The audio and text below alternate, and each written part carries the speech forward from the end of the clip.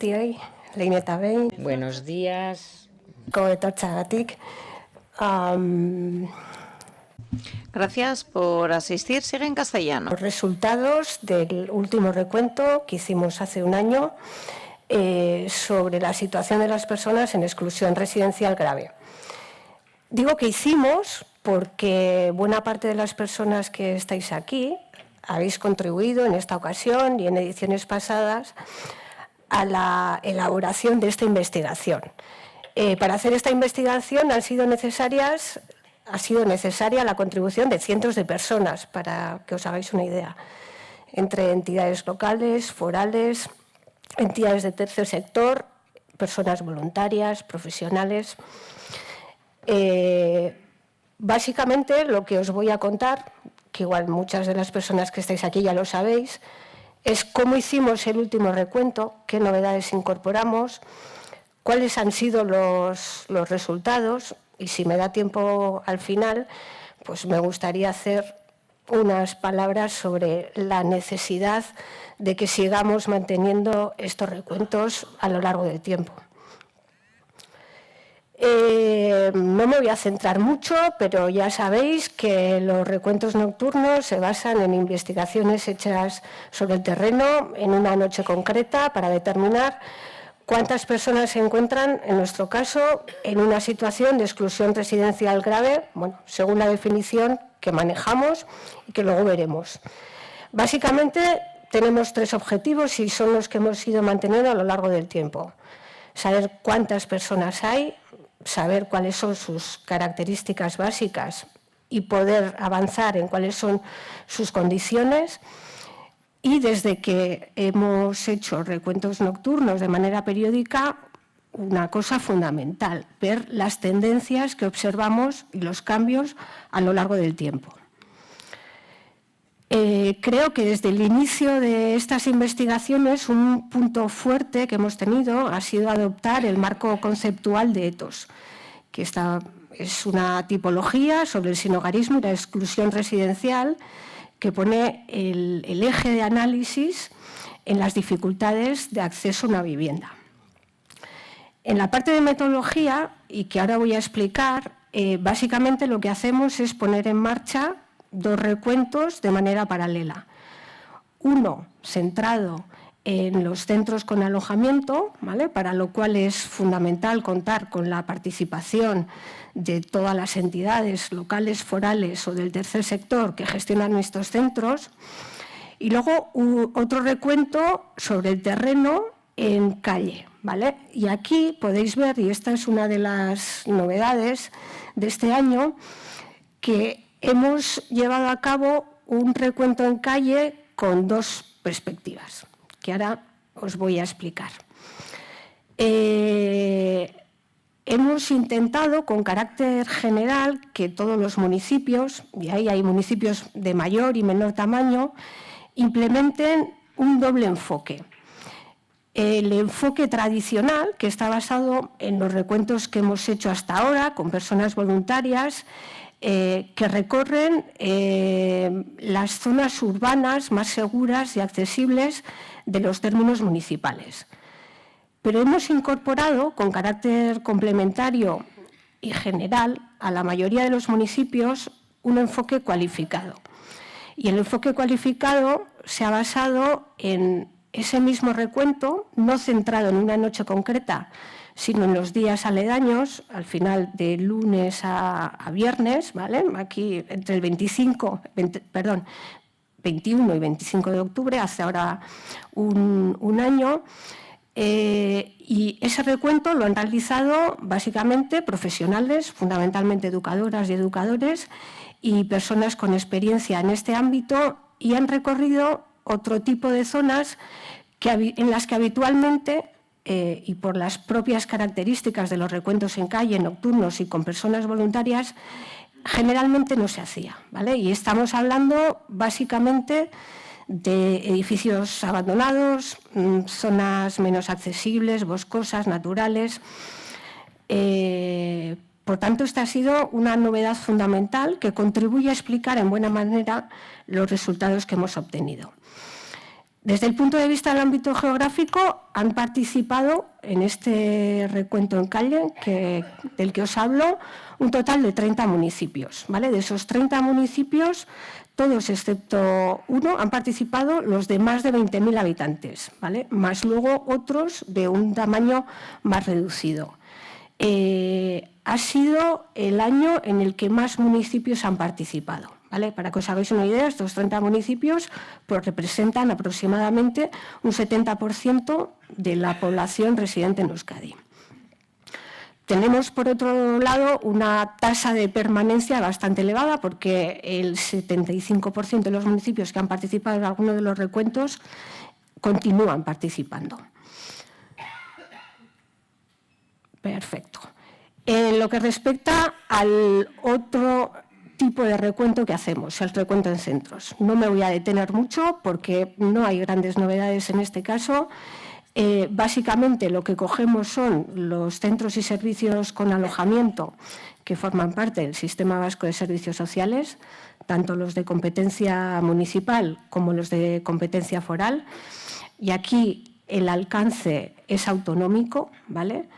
Excepto en los recursos municipales que no son 1,8, ¿vale? Hacemos un recuento en todos los 1,8, pero todo lo que son pisos de urgencia o pisos de acogida solo lo hacemos en los municipios, en esos 30 municipios que han participado en el recuento. Esos forman parte de la inmensa mayoría de los centros que se han incluido este año, pero al mismo tiempo también se han incluido, creo que eran un par de centros de titularidad, gestión y financiación fundamentalmente privadas equiparables a los centros de acogida nocturna, más 14 centros que forman parte de la red de asilo y refugio internacional, es una red estatal, en este caso están gestionados por CEAR, con alrededor de 400 plazas que corresponden exclusivamente a la fase de evaluación, o sea, a la primera fase. En esa primera fase es la puerta de entrada a este sistema y entonces lo que se hace es un estudio de todas las situaciones de las personas que solicitan asilo o refugio. ¿Por qué lo hemos elegido? Porque en el caso de que se desestime la solicitud, buena parte de estas personas tienen un riesgo muy alto de acabar en una situación de calle. Vale. Al margen de estas novedades, pues bueno, también me gustaría decir que por primera vez hemos sustituido todos los cuestionarios en papel por una aplicación informática que ha recogido, yo creo que de manera muy adecuada y muy rápida, los resultados que antes tardaban en analizarse porque había que meter en una base de datos. Es verdad que el cuestionario de evaluación no lo rellenaron muchas personas, pero las que lo hicieron han valorado muy bien el uso que ha tenido esta aplicación en el último recuento. Y por último, otra de las novedades que hemos incorporado de manera puntual en este último estudio, cuyos resultados están en la página web de estas jornadas y seguramente los podéis ver con mucho más detalle, es que nos hemos centrado en las situaciones que, según la tipología ethos que veíamos al principio, pueden equipararse a las situaciones de sin techo. Aunque el recuento lo hemos hecho de todas las situaciones de exclusión residencial que habitualmente venimos recogiendo, el análisis de la información, de los datos y de las entrevistas individuales lo hemos centrado en la información que hemos recogido de los recuentos en calle y dentro de los recuentos en centro exclusivamente de los centros de acogida nocturna. Bien, pues vamos a pasar a los datos y después al análisis. Este es un cuadro que siempre ponemos, quizás es un poco frío porque recoge pues, en cifras dónde estaban las personas que hemos contabilizado. El resultado es que en esta edición tenemos a 4.325 personas en situación de exclusión residencial y que de todas ellas algo más de una tercera parte se encontraban en calle y lo que llamamos otros lugares inadecuados para vivir, que son todas esas situaciones que veíamos al principio de vivienda inadecuada. ¿Vale? No, por vivienda inadecuada no estamos hablando de viviendas que no cumplen estándares básicos de habitabilidad, no, es mucho peor. Estamos hablando pues, de gente que está pues, en vehículos móviles, gente que está pues, en tiendas de campaña, gente que está en chabolas, ¿vale? Situaciones muy, muy precarias. Todas esas personas pues, serían 1.556, ¿vale? 558 estaban en servicios y centros de acogida nocturna, 321 estaban en centros y pisos para mujeres víctimas de violencia machista, contamos a las mujeres y a los menores también. Casi no llega, pero 1.500 estaban atendidas en centros y pisos de inserción social. Y por último, 444 estaban en esos centros que os he comentado al principio, que hemos introducido, que hemos llamado centros para personas solicitantes de asilo.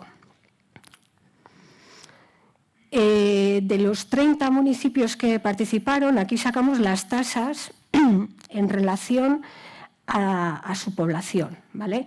Y aquí tenemos en cuenta lo que os he comentado al principio, las personas que hemos localizado en los recuentos en calle, tanto las que estaban en calle, en lugares más visibles, como las que estaban en otro tipo de lugares, ¿vale? Y que estaban en etos abajo del todo. Como podéis ver, de los 30 municipios que participaron, solo Legazpi, en Legazpi no se encontró a nadie, pero en el resto, ¿vale? Y son municipios muy diversos, como digo, están las 3 capitales, la mayor parte de los municipios de 20.000 habitantes y luego un número más reducido de municipios de diverso tamaño.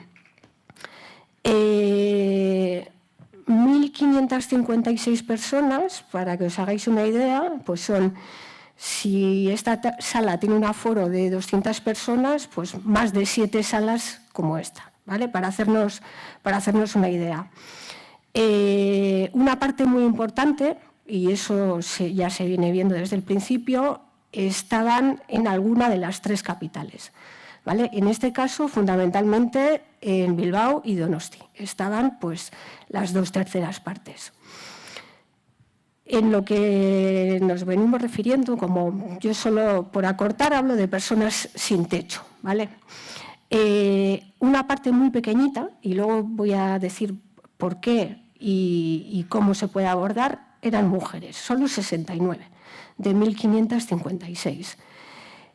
Y de todas ellas, aunque esto lo vamos a ver mejor a continuación, algo menos de la mitad, ¿vale? Estaban en zonas relativamente visibles. Cuando hablo de zonas relativamente visibles me refiero a aquellas zonas que siempre hemos contabilizado desde los recuentos tradicionales. Normalmente están en el callejero de las ciudades, me refiero. A veces más en los núcleos urbanos, otras veces más desperdigadas, pero en zonas que es fácil ver y que cualquier persona que salga por la noche puede encontrarse con ellas.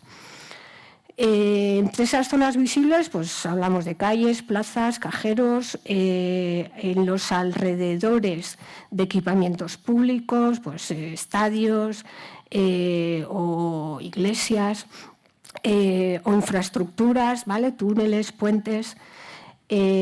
Como digo, esa parte estaba en zonas relativamente visibles. Hablo de relativamente visibles porque a veces puede estar ahí, pero no se ve porque siempre hay alguna barrera, pero bueno, para que os hagáis una idea. Y la otra parte en zonas mucho más ocultas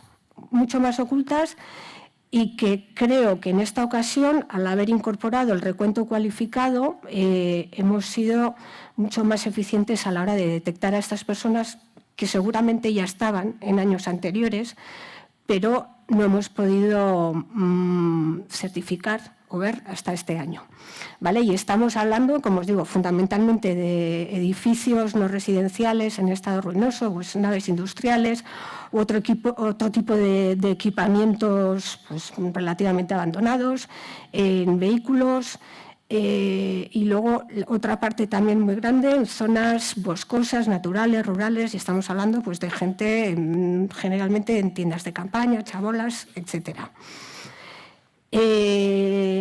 Lo que hemos podido ver a lo largo de los años es que ha ido ganando el peso específico de estas zonas ocultas, ¿vale?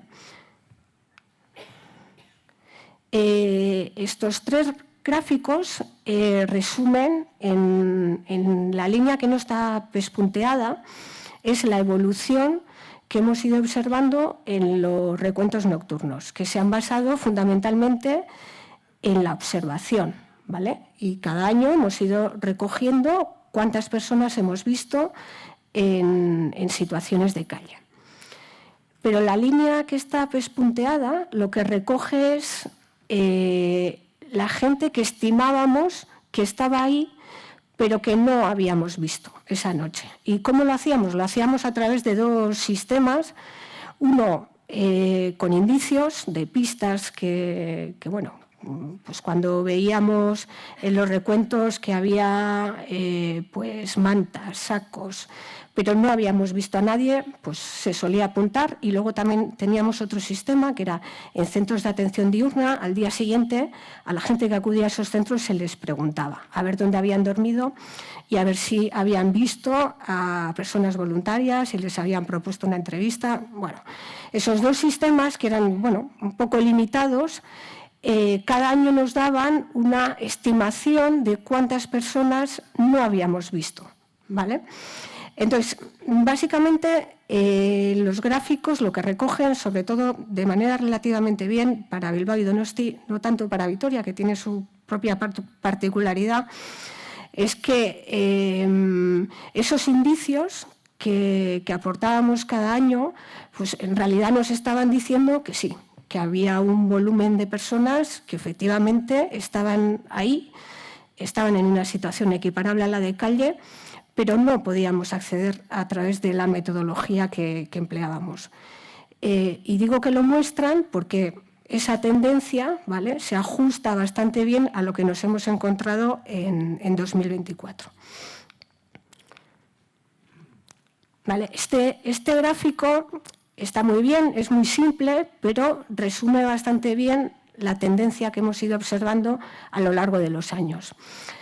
Aquí hay un año que supone una especie de punto de inflexión, que es el año 2018. Como veis, la gente que identificamos en calle, 430, ¿vale? Este gráfico hay que entenderlo porque es verdad que no todos los años han participado los mismos municipios ni el mismo número de municipios, pero para ver la tendencia está muy bien.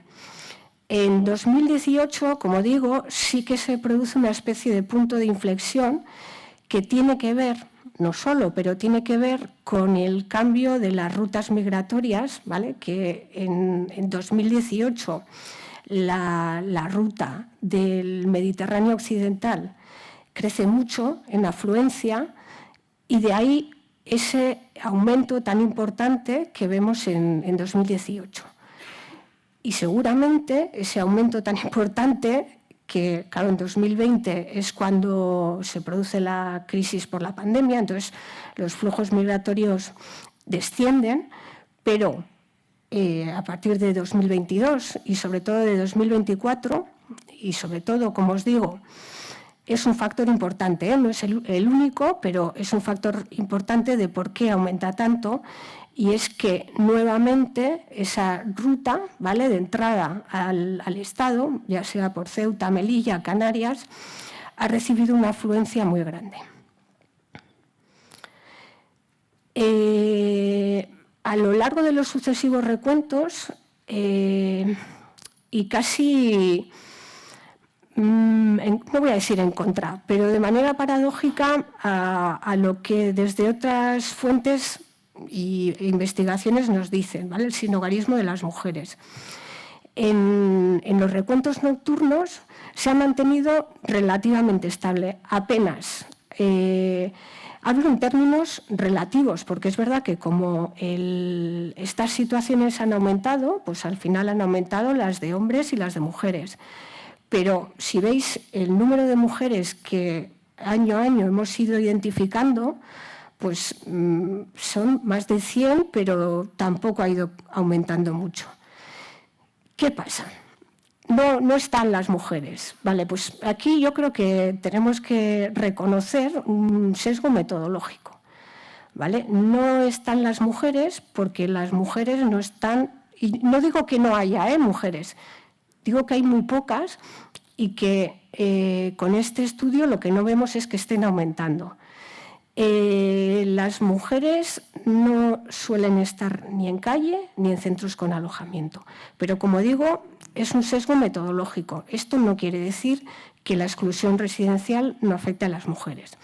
Y os voy a poner una tabla de un estudio que hicimos para Emakunde en el año 2014, bueno, con datos de 2014, en el que intentábamos hacer de todas las situaciones de exclusión residencial de ETOs, no pudimos hacer de todas, pero de la mayoría, una estimación de cuántas había en total y cuántas de ellas eran mujeres. ¿Vale? Como veis, claro, cuando cambiamos no el marco conceptual, sino simplemente la definición de dónde nos centramos, claro, aquí podéis ver que sin techo muy pocas, sin techo nos estamos refiriendo fundamentalmente calle y centros de acogida nocturna. En sin vivienda, ¿vale? Empieza a haber más, pero fundamentalmente es verdad que hay una parte del alojamiento para la inclusión que tiene mujeres o que tiene recursos o plazas reservadas para mujeres, pero fundamentalmente donde salta es en los recursos para atender a la violencia machista. En vivienda insegura, cuando hablamos de personas que viven bajo la amenaza de un desahucio, también es muy alta la proporción de mujeres. Y donde es mucho más alta es la inseguridad, ¿vale?, dentro del hogar por la violencia machista, y ahí es altísima. Dentro de vivienda inadecuada, ¿vale?, ahí está más equilibrado, pero la presencia de mujeres es mucho mayor, y si veis al final, en la exclusión residencial, con prácticamente todas las situaciones de ETOs, pues estaría mucho más equilibrada. Con esto quiero decir, lo que hemos detectado en los recuentos nocturnos es que cuando delimitamos la presencia de las mujeres a espacios concretos, en este caso a calle y centros de acogida nocturna, su presencia sigue siendo minoritaria. Pero si ampliamos la visión, ¿vale?, podemos ver, y esto no es un hallazgo de este estudio, es que las situaciones de exclusión residencial afectan al menos a las mujeres tanto como a los hombres y están muy relacionadas con la violencia machista y con otras situaciones de precariedad económica. En cuanto a las características por edad, pues sobre todo a partir de los datos de 2014, lo que vemos es que la población joven, ¿vale?, y por joven nos referimos a menores de 30 años, ha aumentado mucho. Su peso relativo ha aumentado mucho, pues en 2014 veis que eran un 26%, ahora estamos hablando de un 42%. Con todo, ¿vale?, no son el grupo mayoritario, ¿vale? El 50%, por lo menos en 2024, eran personas de 30 a 54 años. En el caso del origen, la información también es muy clara. A partir de 2014, pues el peso relativo de las personas de origen extranjero ha crecido mucho. Aquí podemos ver una distribución por perfiles a lo largo del tiempo, ¿vale? Un 40% serían hombres menores de 30 años de origen extranjero. Y otra parte muy parecida, un 41%, hombres mayores de 30 años y de origen extranjero. La presencia de mujeres, tanto de origen extranjero como no, podemos ver casi equilibrada, ¿vale? Tampoco hay grandes diferencias, que se ha mantenido más o menos estable. Y luego, algo que prácticamente no se detecta son hombres menores de 30 años de origen no extranjero. Bien. Ahora me voy a centrar, como sabéis, he dicho al principio, a todas las personas, en esta ocasión, a todas las personas que hemos localizado en los recuentos en calle y que hemos localizado en centros y alojamientos de acogida nocturna, les propusimos hacer una entrevista. ¿Vale? En total eran 2.111 personas y respondieron 864. No es una tasa de respuesta muy alta. Viendo la distribución por sexo, grupos de edad y origen, está relativamente bien equilibrado, pero es verdad que tiene cierto sesgo porque en centros tuvimos una tasa de respuesta mucho mayor que en calle, ¿vale? Entonces ahí sí que puede haber un pequeño sesgo. ¿Qué resultados obtuvimos? ¿Vale? Y esta parte es corta, pero bueno, sí que hay algunas cosas que son bastante interesantes. Cosas seguramente que ya sabemos o intuimos y otras quizás que menos. Se dan numerosas situaciones de irregularidad administrativa, ¿vale? Con las consecuencias que eso tiene en el acceso a servicios o prestaciones o derechos. Entre las personas que han nacido en el extranjero, pues un 83% no tienen permiso de residencia y otro tanto, algo mayor, no tienen permiso de trabajo. Ahora bien, el empadronamiento es mayoritario, ¿vale? Entre las personas de origen extranjero, 69, no extranjeras, 87. Hablamos aquí de empadronamiento en algún municipio de Euskadi. Otro hallazgo, sobre todo de este año, es que estamos hablando de flujos muy recientes, ¿vale? El 46% de las personas de origen extranjero nos decían que llevaban menos de un año en Euskadi, ¿vale? Esta proporción era muchísimo menor entre las personas no extranjeras. Y lo que vemos a lo largo del tiempo es que el peso específico y el número también de las personas que llevan muy poco tiempo ha aumentado considerablemente a lo largo de estos años. Lo que sí se ha mantenido y se mantiene siempre igual es el deseo de permanencia, ¿vale? Que suele ser más del 80%. El deseo de permanencia es, pues, cuando les preguntamos a las personas si tienen intención de quedarse o si están pensando marcharse, ¿vale? La mayoría dicen que quieren quedarse. Les preguntamos también por cuáles han sido las causas que han desencadenado la situación que tienen, y aquí de manera invariable lo que sale es la preeminencia de causas estructurales, ¿vale? Entre las causas estructurales están problemas económicos, laborales y otros derivados de la situación administrativa irregular. Esta pregunta es nueva, una sensación de discriminación elevada, ¿vale? Alguna vez el 56% de las personas que respondieron dicen que se han sentido discriminadas por no tener un hogar. El tema de las victimizaciones, ¿vale? De las personas que han sido víctimas de robos, amenazas, insultos, se mantiene también a lo largo del tiempo en cifras muy altas. Está el tema de las agresiones sexuales, donde la brecha de género es enorme y que explica en buena parte por qué hay tan poquitas mujeres en calle. El tema de las relaciones sociales, ¿vale? Aquí sí que veníamos preguntando casi siempre si mantenían algún tipo de relación, ya fuera presencial o a distancia por el móvil, con familiares. Y siempre nos decían en un porcentaje altísimo que sí. Preguntamos este año a ver si, al margen de esas relaciones, mantenían algún contacto presencial, de manera más o menos habitual con algún familiar. Y entonces la proporción bajó muchísimo, a un 14%.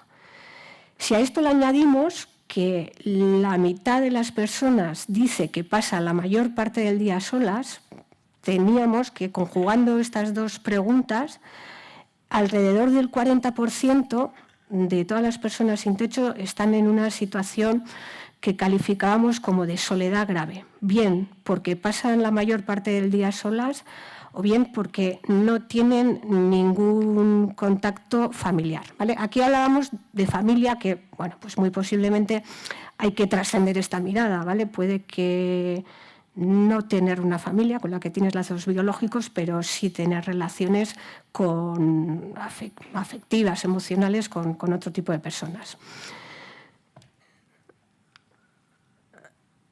La mayor parte, también otra de las novedades que introdujimos, la mitad de las personas, ¿vale?, que respondieron nos dicen que están estudiando, realizando algún tipo de formación. Entre los jóvenes es del 65%, ¿vale? Y recordamos todo el rato que estamos hablando de gente que está en una situación de calle o en edificios abandonados o en albergues. El tema de la actividad laboral, pues casi siempre suele estar alrededor del 20%, pero claro, cuando hablamos de actividad laboral no nos estamos refiriendo a un trabajo ordinario, sino en la mayoría de los casos a trabajos que se desarrollan dentro de la economía informal. Sobre todo sale mucho el tema de la chatarra, pero no solo. Los ingresos y las prestaciones. Bueno, pues para que os hagáis una idea y en base a las respuestas que obtuvimos, habría un 15% de personas que en el último mes han recibido algo por esa actividad laboral, sea la que sea, que desempeñan. Un 20% que, al margen de que tengan esa actividad laboral o no, han recibido alguna prestación, ¿vale? Ya sea de la seguridad social o ya sea algún tipo de prestación social. Un 12% que no ha recibido ni por trabajo ni por prestación ningún tipo de dinero, pero que ha recibido algo por parte de alguna entidad privada. Y para finalizar, el resto, un 45%, que señala que no tiene ningún ingreso, ¿vale? Que declara que no tiene ningún ingreso al margen de lo que puedan obtener, pues pidiendo en la calle. El acceso a la RGI, pues un 9% de todas estas personas afirman ser beneficiarios de la RGI. Esta proporción no ha cambiado mucho a lo largo del tiempo, pero también tenemos que tener en cuenta que como ha aumentado tanto el número de personas, pues seguramente ahora haya muchas más que reciben la RGI que antes. Pero en términos proporcionales se ha mantenido relativamente estable. Y voy a terminar con esta presentación porque me parece muy interesante los resultados que salieron de aquí. ¿Cuáles son los servicios que más se utilizan? Bueno, para empezar, solo un 4% dice que no ha utilizado ningún servicio, ¿vale? De una lista que les damos muy variada de servicios, no solo... ¿Se me ha cambiado? Sí. Vale. Los más utilizados, alojamiento, ¿vale? Tras ellos, los servicios de salud, de cualquier tipo, 61%. Los servicios sociales municipales, muy importante, porque estos han crecido un montón en el último año y fundamentalmente nos referimos a servicios sociales de base, que antes mencionaba la consejera. Lanbide 49, comedores sociales, centro de atención diurna, todos estos más del 40%. Sí que llamaba mucho la atención que los servicios sociales municipales, bueno, pues pasaban de ser utilizados en el 2012, nos decían el 38%, en 2024 un 58%. Aquí entendemos que se ha producido algún cambio. Yo no sé si este cambio puede tener que ver también con los servicios municipales de urgencias sociales, pero en cualquier caso me parece que ha habido una demanda importante en este tipo de centros de servicios que no veíamos al principio de la serie. Y para finalizar, les preguntábamos también qué recursos, qué ayudas, qué apoyos necesitarían, ¿vale?, para salir de la situación de sinhogarismo. Como primera opción, ¿vale?, el 44% señalan que alguna respuesta alojativa, ¿vale?, sea un centro, una habitación, un piso, seguida de la situación administrativa y del empleo, ¿vale? Esto era la primera opción, pero dábamos 3 opciones posibles. pues sea en primero, en segundo, en tercer lugar, pues la vivienda era mencionada por el 80% y el empleo por el 66%. Tengo alguna presentación más, pero os animo, porque están el informe con todos los datos, hay un montón de datos de análisis, están colgados y os animo a que lo consultéis. Y bueno, con esto ya termino. Gracias por vuestra atención.